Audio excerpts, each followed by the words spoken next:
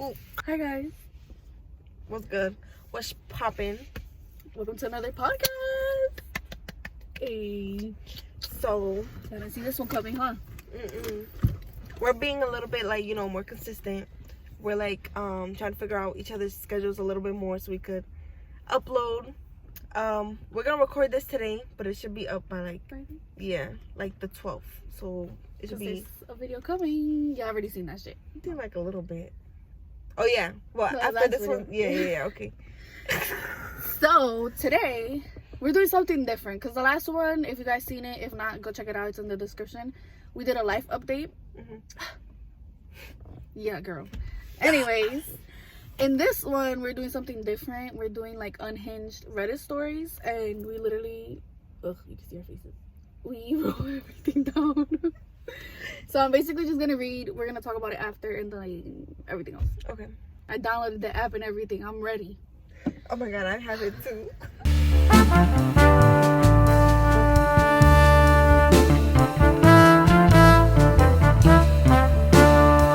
Mother-in-law basically kidnapped my baby. I made a throwaway for this because my husband knows my username and I don't feel like being surrounded by any more drama right now. So, little backstory. My husband is an only child. His mom has always been very involved. We got along somewhat, but she always sort of crossed some lines. She has a key to our house for emergency purposes only because she lives 4 blocks away. I had our daughter 4 weeks ago. She has been over at least 3 days every week since I've had her. She's always telling me what I am doing wrong and how she do things so differently. Baby is up every 2 hours at night and she says she'd sleep through the night if she could stay at grandma's. I told her I'm not comfortable sending a breastfed baby away overnights at 4 weeks. This last week, she kept pushing the issue no matter how many times I said no. Last night, we put the baby in her crib. We stopped room sharing because the baby was so loud. I couldn't get no sleep whatsoever. So my husband has been getting her when it's time for her to feed. Husband fell asleep early and I dozed off. I woke up 4 hours later and started to panic because she hadn't made any noises. I was sure she had died of SIDS.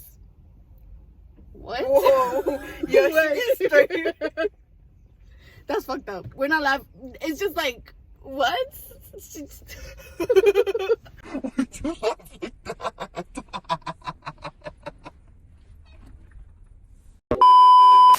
I went into her room and she was gone.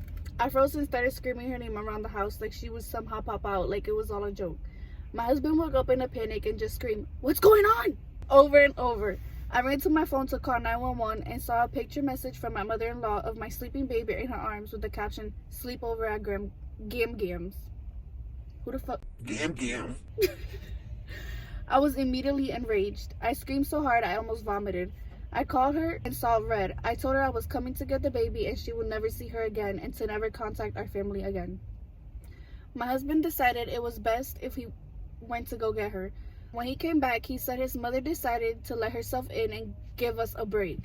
That she was sure we'd hear the text and she thought we would be thanking her for a night's sleep. I do not give a fuck. I hate her. I cannot forgive her for this. My husband thinks I need to calm down, that we just need to get our keys back. His lack of urgency about the situation makes me want to divorce him. We never had any issues before this, but this feels like a deal breaker to me. I already had PPA, now it's through the roof. I don't feel safe in my own home with my family. I hate my mother-in-law. I hate my husband. When I think about what happened, I sob uncontrollably. I can't sleep now that I know I can't protect my baby when I sleep. I can't believe I did not wake up. I feel like the biggest piece of shit mother. If any danger really came, I would have let my daughter down. Am I overreacting for wanting a divorce, for never wanting to see my mother-in-law again? My husband and mother-in-law think it's my hormones and I have overreacted. Am I overreacting? I just need to talk about it with non-involved parties. I have no friends or families for hundreds of miles. Oh, and she also fed her formula while she had her, but that's the least of my worries. It still infuriates me because breastfeeding has been really hard for us. Updates. I just wanted to give everyone a quick update. I didn't respond, but I've read every comment and the support I got has meant so much to me. I bawled reading them because I finally felt like someone was on my side. I called my mom late last night and got a hotel. I refused to tell my husband where I was going, but told him the baby and I would be safe. My mom is disgusted about what I've been through. She's getting on a plane today to come help me. This entire experience has pushed me to the point where I need therapy, so today my first order of business is getting a therapy set up ASAP. I decided to go alone for a while, and when I'm ready, go with my husband to see if there is a chance to move past this. Right now, I still don't want to, but I also agree I'm not in the place to make life-changing decisions. Either way, I could never move back into that house. I don't know what my plan is past these next few days yet, but I'm going to take it day by day from right now. As for my mother-in-law, I'm going to go to the police today to find out how to get a restraining order. But she was safe. She was never on danger. I disagree. My mother-in-law is clearly not mentally capable to care for a child. Who knows what else she would do because she feels she knows best. Thank you all so much. I can't tell you how much the support from some internet strangers has meant to me. I struggled through that one to read. A bit. But, okay, so, first of all, it's not overreacting. Because it's like, bro, you literally you took the baby You couldn't while they were sleeping in the other room and just decided, sleep around, gams. Gonna hear the car, but that's the least of our worries. But, I feel like she didn't overreact because, like we said, like, that lady, well, the mother-in-law, literally took the baby, like, without letting them know in advance. And the fact that, like, what? her husband is just, like, I understand, like, he's trying to keep the situation cool or whatever. But it's, like, he also has to understand, like, she took the baby. Mm-hmm. It's always, like, down-talking There's her. always a problem between, like, them two.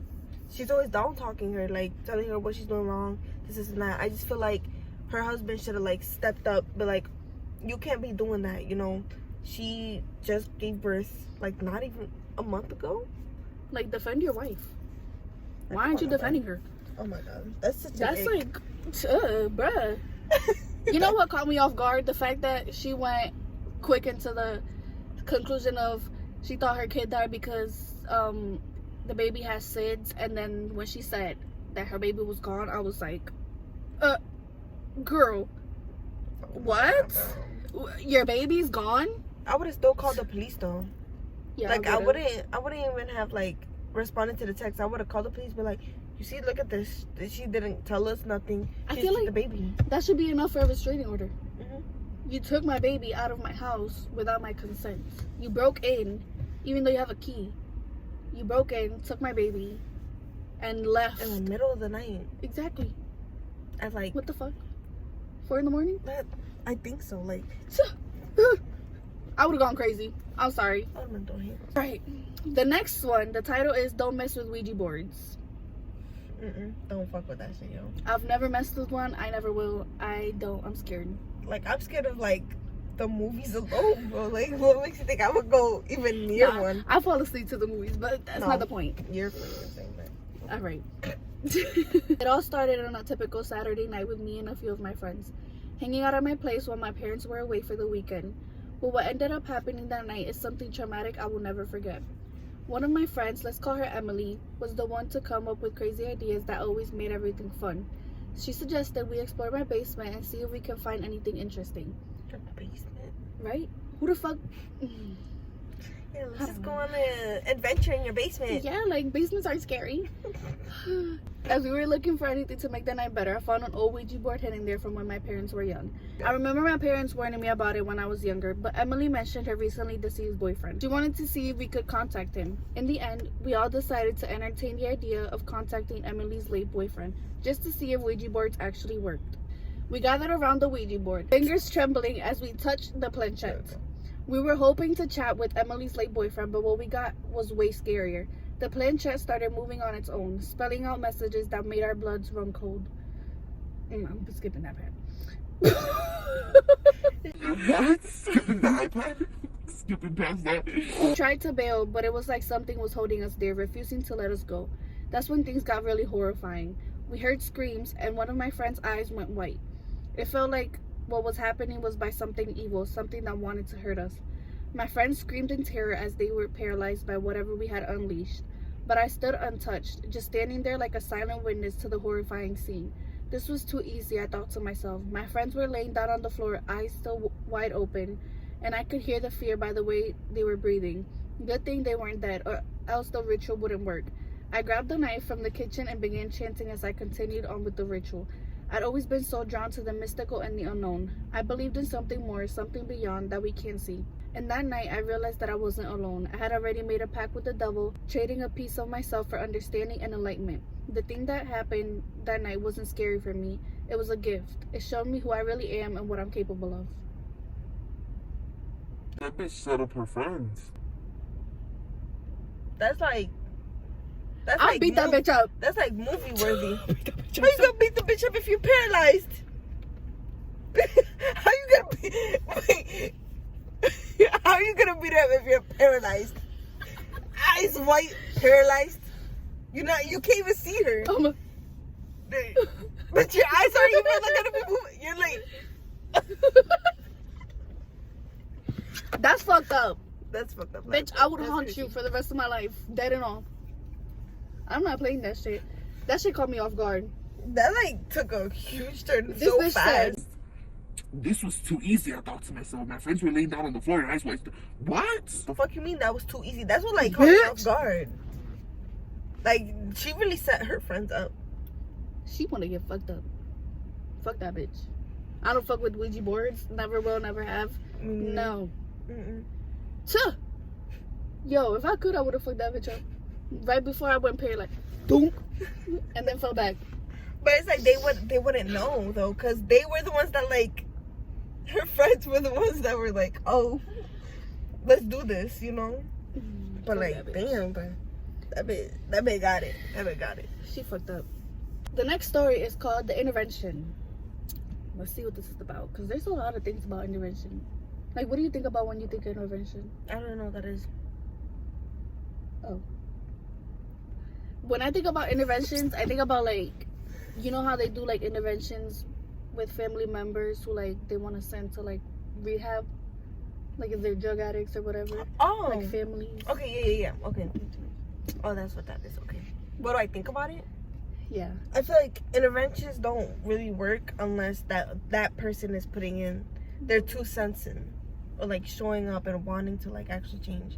If they're not really doing much, then you're wasting Not worth everybody's it. time. Yeah. All right. Oh my God, this was it's crazy. That's crazy. It's scary. I'm not gonna lie. I keep seeing my first wife and the 2 children we had together, and I wasn't sure why I was seeing them. I became a first-time millionaire with her, and I gave them everything. I gave them the best house, the best schools, and the best neighborhood. At the same time, I also became bankrupt. The humiliation of dropping down to middle class and all of the people watching us go down the class ladder, the humiliation and failure of it all. I had to poison them. The things people would have said about us behind our backs, it was too much. So you had to poison them because you were scared of being a middle class? Bitch, we middle classes. It'll be fine. Anyways. Bro, like, you poisoned your family because you went broke. Yeah.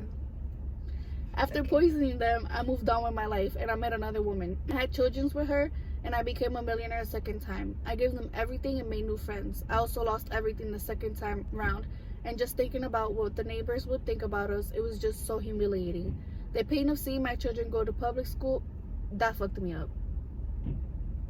The fuck you mean? And having their rich friends laugh at them was too much for me to bear. So I had to poison them, and I call it a mercy killing, and I disappeared. A second time. So he killed his first family and then killed his second family? All because He got no money. that He sounds was- like a him problem. Like, you're humiliated because your kids are gonna go to public school? Be for real. The fuck? I have also been seeing my second wife and children around my new place. It could be shame. Then one day as I got home, my 2 dead wives and the children I had with them were all around me. They knew what I was going to do. I was going to kill my 3rd wife and children because I lost my millions again. My first wife said, "We forgive and understood why you did it. Please don't kill your 3rd wife and children." My second wife then said, "Just talk to them, and if you had just talked to us, we would have still accepted you. There's no need to kill. Don't kill. Be a man. Learn to be a man," they all told me, including my dead kids. You can't learn to be a man. Being a man is an experience like rain falling on you and becoming wet. Being a man can last 1 day or 7 years. It can stop and then come back. I must survive and spread. I replied with tears in my eyes. We still love you and forgive you, even though you murdered us. My 2 wives and children told me together.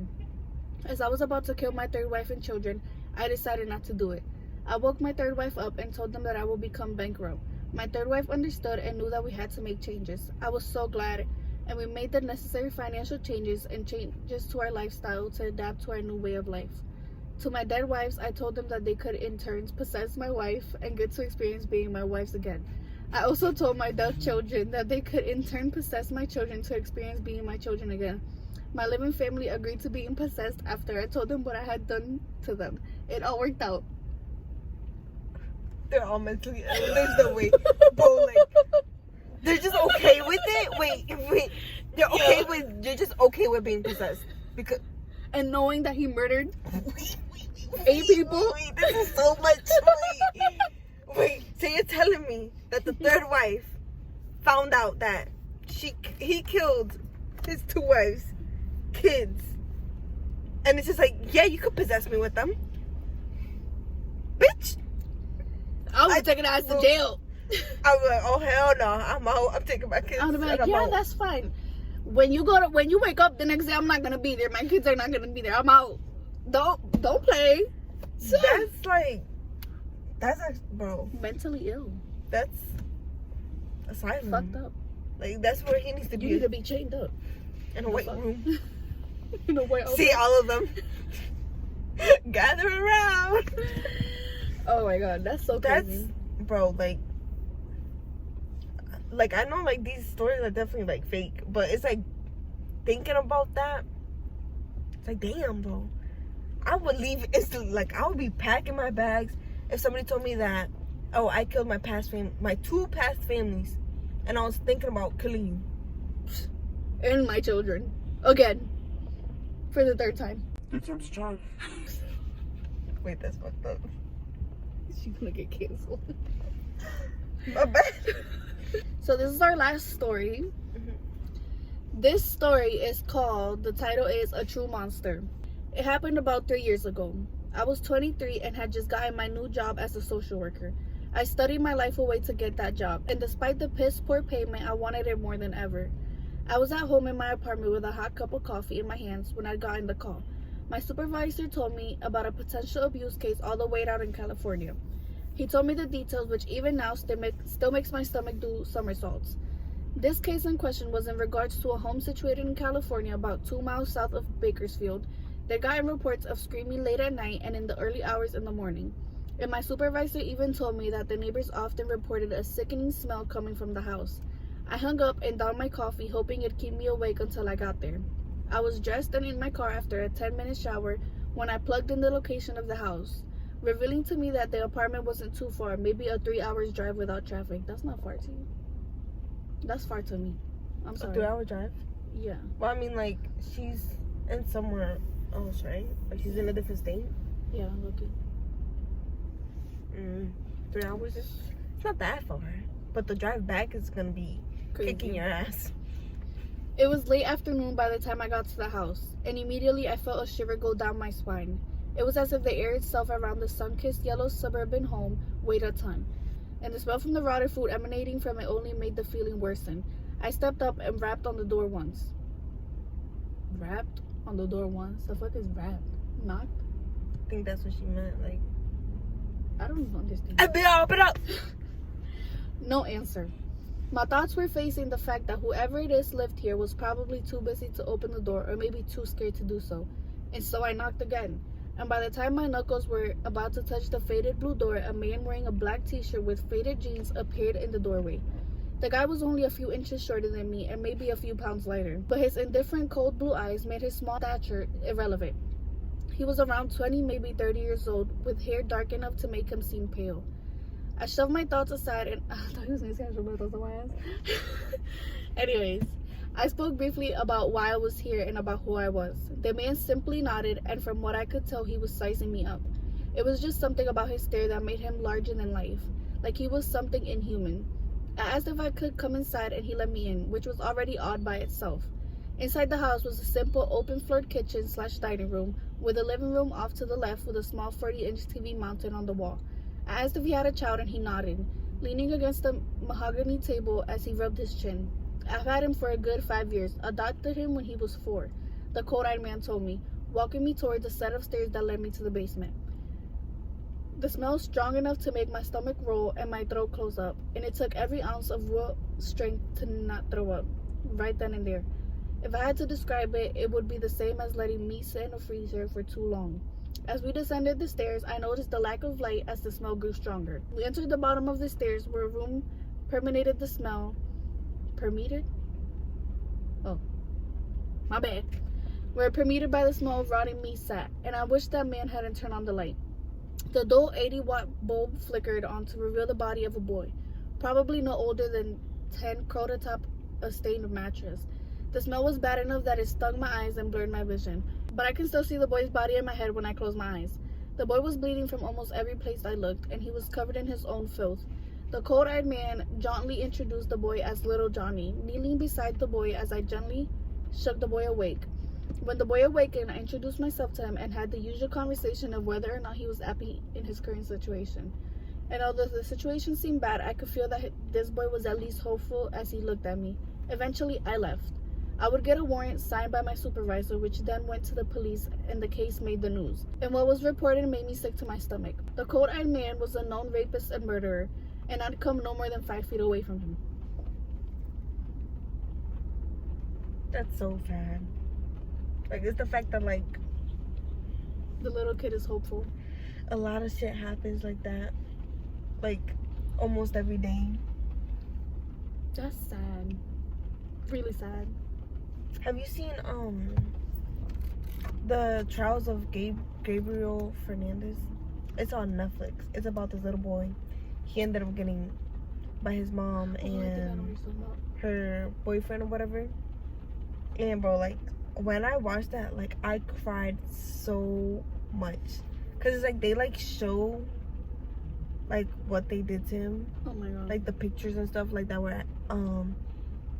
at court, that they used at court and stuff like that. And oh my god, like it was like so bad. Oh my god, that's scary. I'm not gonna lie. Imagine being a like what is he? social worker. A social worker. And you go to somebody's house and you see the bad conditions. And the kid is hopeful, right? But then you figure out that he's a rapist and a murderer. Like, never That's get. so sad. Like, I would have gone back and fucked him up. I'm not gonna lie. He's shorter than me.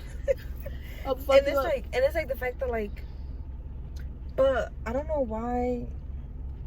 I'm sorry, I'm being like mad No, you're nosy. good. It's fine. I was mad tempted to this. My bad. It's okay. I'm currently studying social work, so it's like I have to like mentally prepare myself to like end up seeing that like one day, like having to go to a house and then smelling that and then seeing the kids' conditions. And like his own filtered blood, like why are you bleeding? What do you mean? Why are you? He's being From- tortured Oh, by the guy that opened the door. that's fucked up. Really fucked up. I would not be able to. It's like I don't understand people that like have kids just to do that.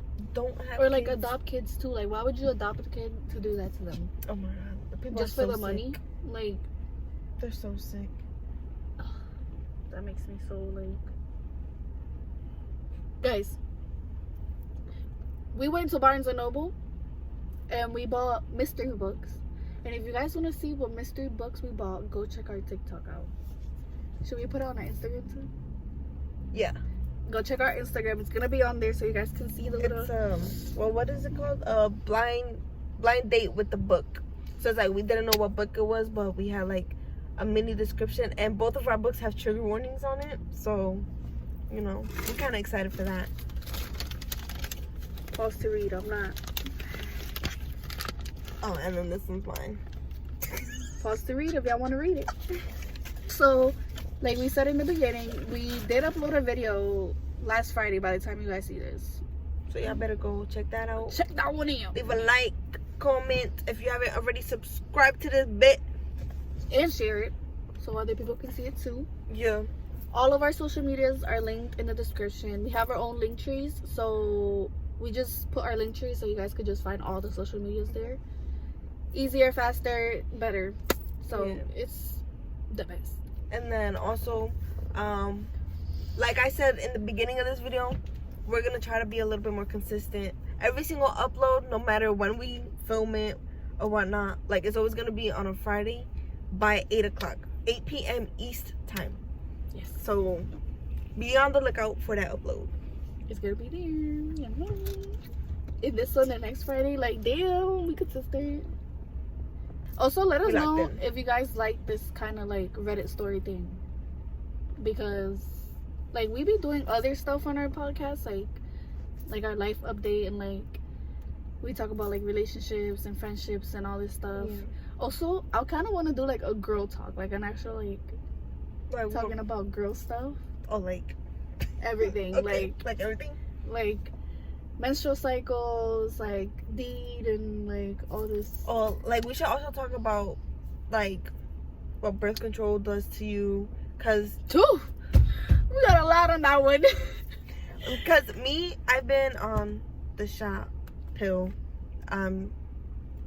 If you want to know more, let us know down in the comments. We'll talk about that. So you should let us know about that, and I think That's pretty much it. pretty much it, right? Sorry for the short one. We didn't know how long the stories were gonna take, to be honest. So I only did 4. I mean, it's not that bad. It's still 30 minutes. Yeah. So we're doing Yeah. good. We're doing good. We're doing good. And I'll add some bloopers at the end, cause fuck it. Why not? Y'all gotta see the bloopers. Type shit. Yeah, guys. All right. I'll catch y'all on the flip side. Why I say it like that? It's just- It's because it says noise, but I added her and my never. She never. I found an old. What did you? Okay.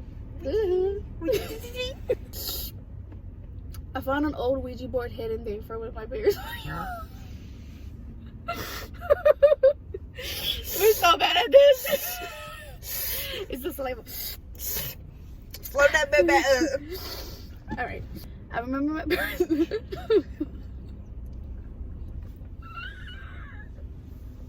Alright, for real. Okay. We liked it, guys.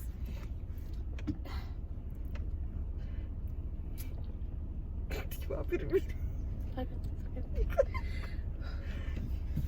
Hold on. I gotta let it out. Okay. I remember.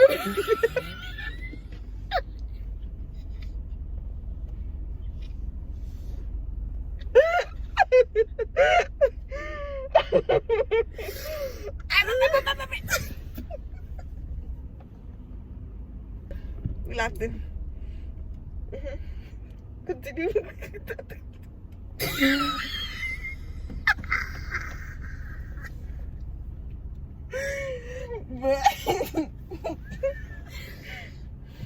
I remember my parents warning me about it when I was younger, but Emily mentioned it recently. Hold on, I can't say that laughing. That's fucked up. She wanted to see if we could contract them. Contact. Fingers trembling as we touched. Fuck. Hold on. You're touching. I recharged. Somewhere they say it like that. My apologies. It fucking burns. Her eyes been mad red since we've like hung out. You look. Have you been smoking the za? No, bro, I don't know what's going on. Like, I just want to like rip my eyeballs on my socket.